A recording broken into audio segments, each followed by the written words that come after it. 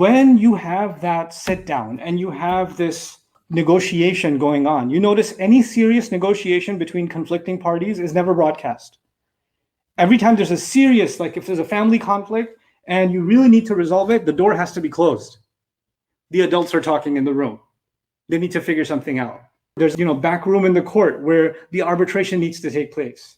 Or there are highly secure rooms where government officials can speak freely about their reservations, and the media isn't even allowed in there while the negotiations are going on. The final resolution they can broadcast to the world, but the negotiations themselves are private. You understand that? And why is that important? Al-majalisu bil-amanati. When negotiations are happening, when a peace is being negotiated, when a conflict is being resolved in a private gathering, then everyone who is in that gathering is sworn to secrecy. And the only thing that will come out of this meeting that will be shared with someone else is what we all agree can be shared. So you can't be one of these people and go out and say, man, that was a hard meeting. Oh, so hard. Let me tell you, I can't talk here. I'll tell you over lunch. You can't do that. That's a violation of that meeting. You understand? So he says now that this negotiation happened, hands are shaken, hugs are given, forgiveness. A is no longer mad at B. B is no longer mad at A. We're going to put that behind us. We're going to move forward. The conflict is over, right? Everybody's happy. Now we come out of that settlement and the announcement is made that this conflict is over. This has been negotiated. It's been settled. It's been taken care of. And what does that mean? That means the rest of you don't get to say, hey, what do you mean it's over? I mean, I'm still angry. I still want to, it's not my fight, but I want to be angry on behalf of someone else and keep the fire burning because I kind of find it entertaining. Or you negotiated? You accepted a peace? How could you? Like the people that had to resolve the matter have already resolved it. But then what does the devil do? Well, these people resolved it, but other people are not satisfied with peace. It's not juicy enough. It's not spicy enough in life. So they want to make sure they go back to A and B and urge them to undo what they just did. You see? It could also be that they agree. It's a kind of hypocrisy. That when you're behind closed doors, you come to an agreement, everybody shakes hands, okay, this is what we've agreed on, right? And the moment you walk out of there, first, you violate the sanctity of the confidentiality of that agreement. Any one of you, A, B, or C. Or A says, I signed up and I agreed to this peace, but I wasn't really happy about it. I felt like I was being cornered in. So I just got bullied into signing on to this, but I don't really agree. The time to say that was when you were in that room. The time to say that is not when you come out of it. You understand? So what they do is they'll say this closed door peace, but they come out and say, well, no, there wasn't really a peace. I didn't really agree. This was all a scam, whatever else. That's not what happened inside. And so they go back to the fighting for whatever, from outside influences or from the hypocrisy they wanted to generate in and of themselves, paranoia. They feel like there was a bias, therefore they don't agree to it. Well, if you felt there was a bias, you shouldn't have agreed to it to begin with, right? So now the scenario is, even after a peace has been reached, a settlement has been reached, a negotiation has been agreed on, one of the parties, A or B, one of them goes back and violates it again and starts crossing the line against the other group again. They pick up the fight again. And now the other group had literally laid down their arms. They're no longer on guard because they figure we've reached a peace. We don't have to fight anymore. So they weren't expecting to be attacked again, and they get attacked again. Now again, this could be military in a political sense. This could be verbal abuse. This could be any kind of scenario where human beings have conflict, right? So they start getting slandered or slammed again. Where does this come from? I thought we agreed. How could you do this? So when Allah says here that if one of those groups, A or B, violates the agreement, then what should happen? فَقَاتِلُوا الَّتِي تَبْغِي. Then all of you should fight the one who violated. In other words, Allah is no longer talking about making peace. He's saying these people didn't respect a peace that was reached. That means A is no longer fighting with B. A has declared that they are also fighting with C, the rest of us. So they're no longer the enemy to B if they're violating. they will be fought back. Not just B has the right to fight them back. Everybody must fight them back now. They have to be singled out because they did this. They brought this on themselves. So now A is on their own and B and C are together fighting them. You understand? And that's sanctioned by Allah. And the language is remarkable. حَتَّى تَفِيءَ إِلَىٰ أَمْرِ اللَّهِ.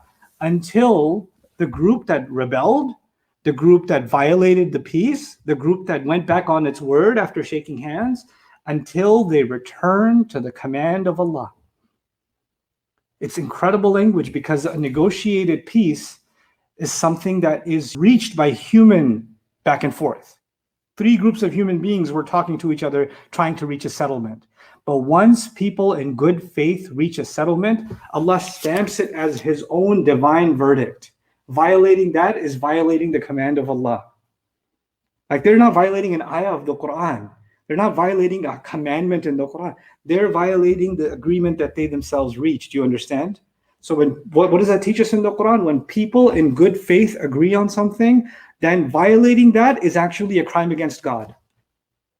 If you and I have a contract, if we have an agreement, if we have a promise towards each other, and I break that promise, I'm not just violating you, I'm violating Allah Azza wa Jalla, Allah Himself, the command of Allah Himself. So He says, fight them until they come back to the command of Allah. حَتَّى تَفِيءَ إِلَىٰ أَمْرِ اللَّهِ فَإِنْ فَاءَتْ. Okay, now that A thought that they're just going to pick a fight with B, and if things go bad, we'll go back to the negotiating table. That's not what Allah says. No, you're going to get fought by everybody now.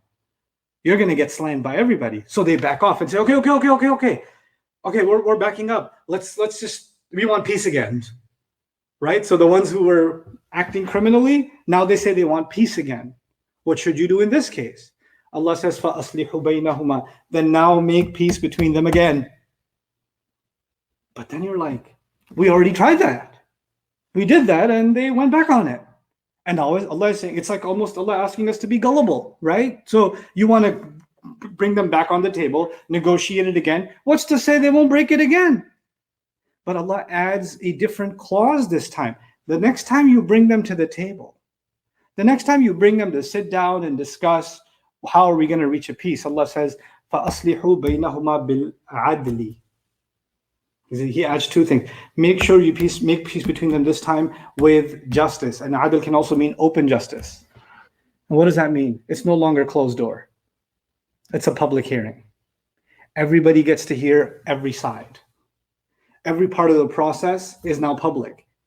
I mean, it's embarrassing that all the dirty laundry is being brought out in public, but when people are going to say that the negotiations that happened behind closed doors, you don't know what happened in there, we got bullied, it wasn't this way and that way. Well, we can't trust closed doors anymore because you're questioning everybody's credibility. The only way to make sure that you no longer get to question the process by which the peace was reached is that the entire process must now become what?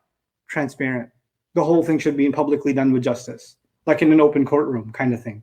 You understand? So Allah says, yeah, bring them back, but now it's got to be a public and humiliating trial. That's just what it's got to be. That's the only way to keep this in check. But then He adds another clause. He says, وَأَقْسِطُوا. It's interesting because it's almost a synonym for adl. Adl means justice. He says, وَأَقْسِطُوا, and make sure you're not unfair. I'm being as literal to the etymology as possible because qist actually and qasit and muqsit are different. Qasit is someone who does injustice, and muqsit is someone who makes sure he doesn't do injustice. So as if the Quran is saying, make peace between them fairly, and then adds on, and make sure you're not unfair. Because when you say do something fairly, that already means you're making sure you're not unfair. So why add this additional clause and make sure you're not unfair? And make sure you don't cross the line. Why? Because the first time when you came to trial, A had a fight with B, right? And who was the neutral party? C. The second time, when A came back to the courtroom and B's on the other side, C is still the judge.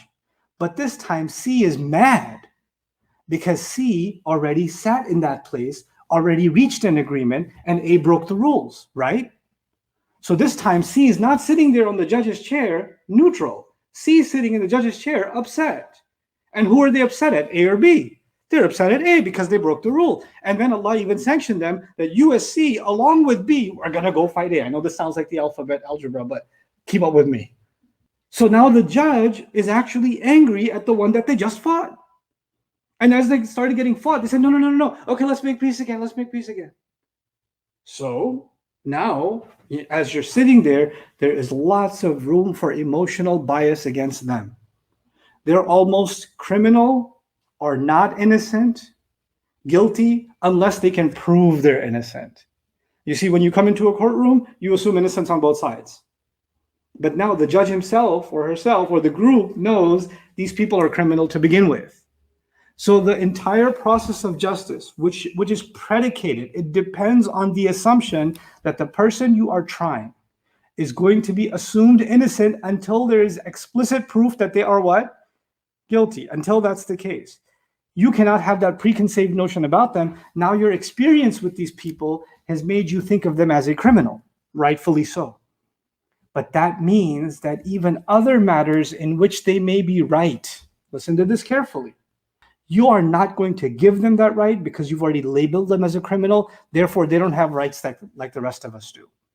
They can't be trusted like the rest of us can be trusted. They are evil. They're the bad guys. They need to be put in their place. In other words, now justice will not be served. It's almost as though you're team B already. You're against team A. He says, when you sit in that judge's chair the second time, you need to make sure that you avoid injustice. A bias against someone and a bias in favor of someone, both of them the Quran condemns. It's a delicate situation.